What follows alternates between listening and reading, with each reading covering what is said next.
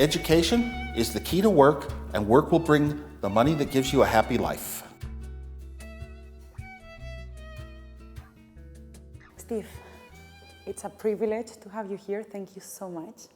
That's my honor. I wanted to ask you first, because I know you've been a teacher, and I'm sure that those kids learn a lot. But what did you learn from them? What was it that really you kept for yourself from teaching those kids? Well, it had been a life goal of mine my whole life, but one of the things is I practiced. I was a voluntary teacher, teaching the kids how to use computers for every normal subject in school. So I had a lot of freedom to make the class very fun, and if I didn't teach something well, I would teach it again the next day. They would always learn was the most important thing, not we're on a schedule. So it was very unstructured. And what I saw was I'm not trying to make a bunch of computer geniuses. I decided, no, I just want to take it normal people, what everyone in life has to do. How do you use the computer to help you in life? And in schools in the days that I taught, computers were actually pretty rare. They were new, and the students really didn't know that much about them. So these were extreme classes: how to own a computer, how to do your best homework, how to communicate over networks. And I would teach for 200 hours a school year. This was not like a little 4 hours and you've been advised, yeah. And so I look at the kids later on, and some of them are successful in things that they were doing great in school, and others are successful in other ways. And it's nice to look back, but I don't really feel like I can pinpoint I gave them some special head start in life or something. Okay. You have changed the world through technology. You've helped to change the world. What would you do to change education? I mean, we've talked a lot about education and trying to change it and trying to keep creativeness and trying to to keep innovation from kids through their school life. What would you do with technology to help that? Well, innovation and creative thinking is the most important thing to me, probably because I was good at it.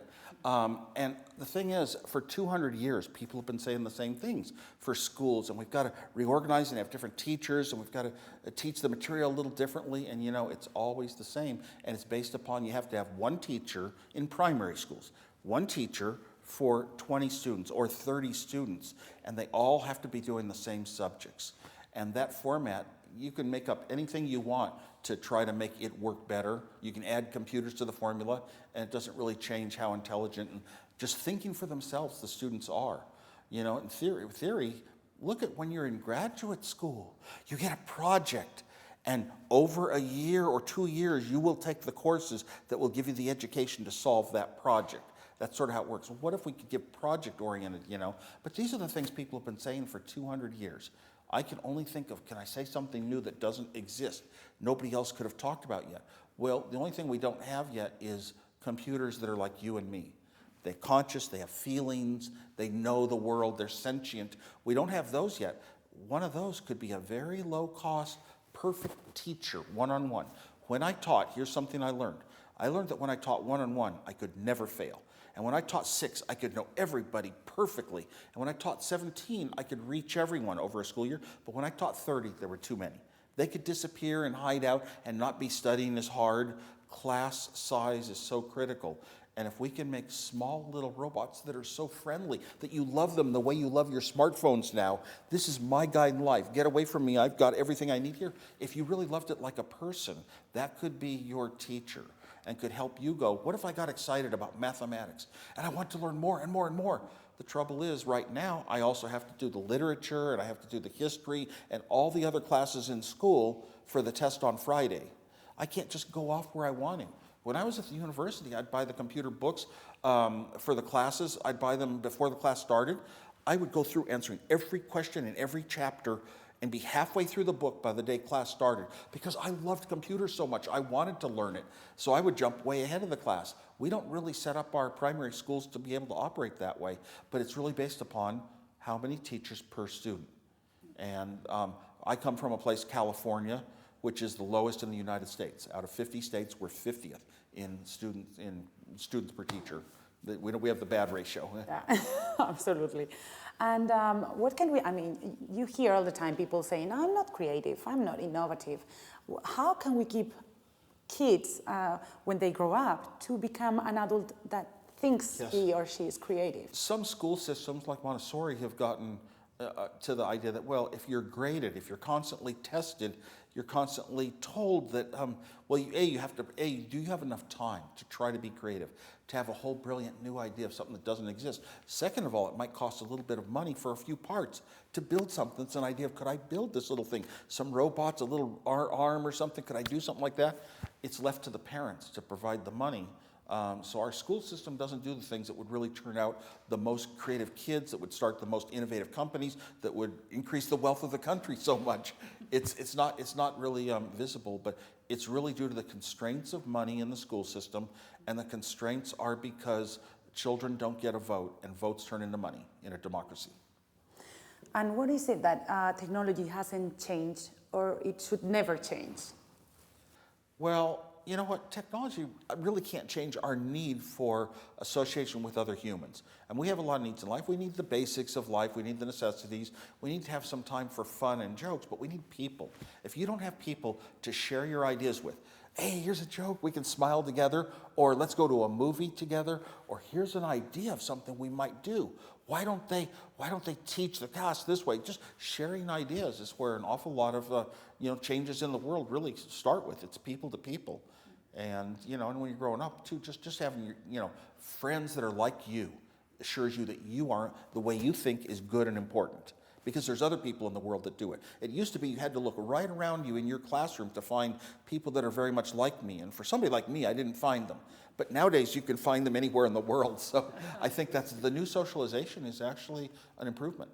Yeah, and in fact, I was going to ask you, how do we combine technology and emotion and human touch and relationships? How we do combine that? Well, it's kind of interesting because in the past you had to do it face to face, and a shy, weak person like myself would always be afraid of being run over, and I wouldn't have very many interactions. But look at computers. When computers came, the shy kids like me could be online, and they could be anybody in the world. Your imagination gets to go. It could be like, I'm a different person than I really am, and you could make friends. So I think that for shyness and for socialization, computers and the internet have helped hugely. And you talk a lot about impacting on people's life, improving people's life, and I can't agree more with you. But how can we inspire people to think big, to think about big changes? Well, big changes are things like big, huge world poverty and health issues and things like that. And we've never been able to solve these very much. It turns out that almost everything in nature is a little bit beyond human reach. We can sometimes get in and have a big effect, but it's never easy, and it's never for certain, and it's never for free. But we have, you want to solve these problems. The thing is, one of the big problems is just how hard do I have to work in life? What's going to make me happier? If I have machines that do it for me, I'm better off than I was. So we always like machines. We always like to build little machines. And that's why the technology, it does things we could never have done on our own. It gets us places, it gets us answers, and we want it so badly, and we've got it. And the funny thing is, partly it diminishes ourselves. Because now I get all my answers about the world on my little phone or my tablet, and I don't have to learn them and think of them myself.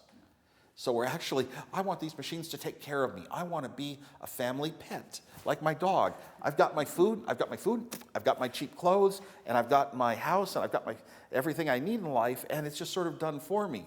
I don't have to work too hard. And the danger with that is we will become a pet to the machines, and they will be more important. And the human should always be more important. Okay. One last question I have to ask you. What is happiness for you? How would you define happiness? I thought about this very deeply when I was 20 years old and my personality was forming. And I decided happiness was feeling. Do you feel happy at certain times and you feel sad at other times? And that happiness was the sum of that. In other words, happiness is smiles minus frowns. H equals S minus F. And that was a formula I applied deeply. I'm going to go do fun things. I'm going to hang around fun people. I'm going to tell jokes. I'm going to go to movies. I'm going to try to think different weird thoughts. I'm going to have fun that way. And for frowns, I'm not going to be so worried about I have to win arguments or everything has to go right in my life, because then I'm going to be unhappy with frowns. If my car gets scratched or ruined, I just say, hey, cars get ruined, it happens, and get on the progressive, constructive course from there on. And that's my main formula for happiness.